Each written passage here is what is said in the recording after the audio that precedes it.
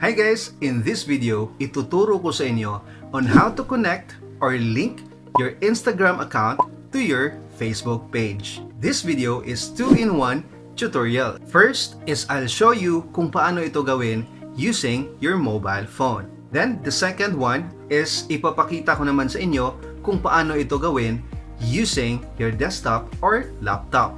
So make sure to watch the full tutorial. But before we start, paki-like and subscribe naman dyan. Thanks! Alright, let's start after this intro.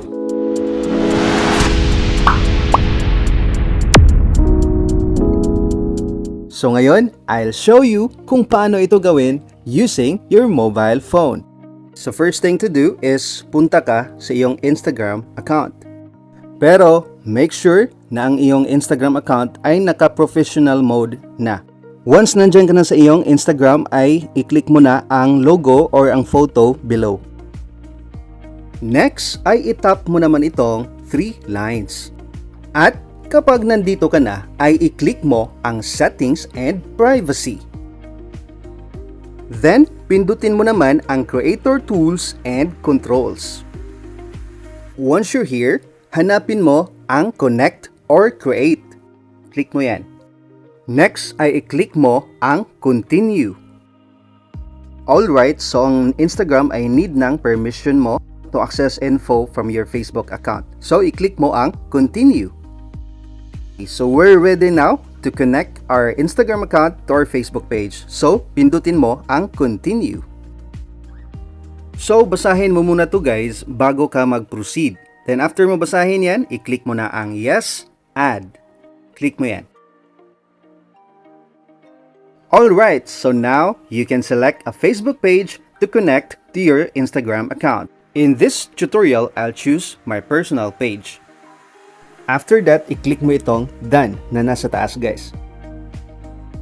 Alright, so we're done. Na-connect na yun guys. Okay, so ngayon i-check natin sa ating Facebook page kung na-connect na ba talaga yung Instagram account. To check is punta muna ako sa aking personal profile. Then after that, punta na ako sa aking page. So once nandito ka na sa iyong page guys is i-click mo ito para mapunta ka sa iyong page timeline. After that, i-click mo itong 3 horizontal lines.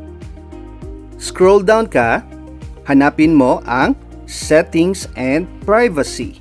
I-click mo ang settings. Then, pindutin mo itong linked accounts.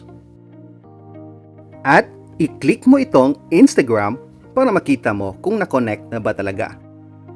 So, successful ang ating pag-connect guys. You have access to manage the Facebook page, so you also have access to manage the Instagram account. So ngayon, ipapakita ko naman sa inyo kung paano mag-connect ng iyong Instagram account sa iyong Facebook page gamit ang desktop or laptop. First thing to do is go to your Instagram account. Mag-login or mag-sign in ka muna. In this tutorial guys, I'll use my business page. So mag-login na ako. Ayan, so after mo maka-login guys, is punta ka na sa iyong Facebook page. And now, I'm here in my Facebook profile, so punta na ako sa aking Facebook page. So, I'll click this one. And then, click mo ang See All Profiles para makaselect ka na ng page na gusto mong i-connect ang iyong Instagram account. In this tutorial, I'll choose my business page.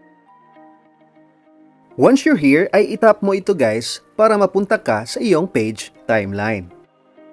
At ngayon, pindutin mo naman itong logo or photo mo na nasa upper right portion. Next is i-click mo ang settings and privacy. I-click mo ang settings. Once you're here, hanapin mo ang linked accounts at i-click mo yan. So, you're ready now to connect your Instagram account. Pindutin mo ang connect account. Okay, so next, i-click mo na ang connect. And after mo maklik ang connect, you have to log in. Once maka-log in ka na, then i-click mo ang done. Di ko na mapakita dito guys kasi nakalimutan ko yung password ng isang Instagram account ko. Anyway, may notifications ka namang matanggap from Facebook na na-connect na ang iyong Instagram account to your Facebook page. And that's all for today's tutorial. If you learned from this video, don't forget to like and subscribe.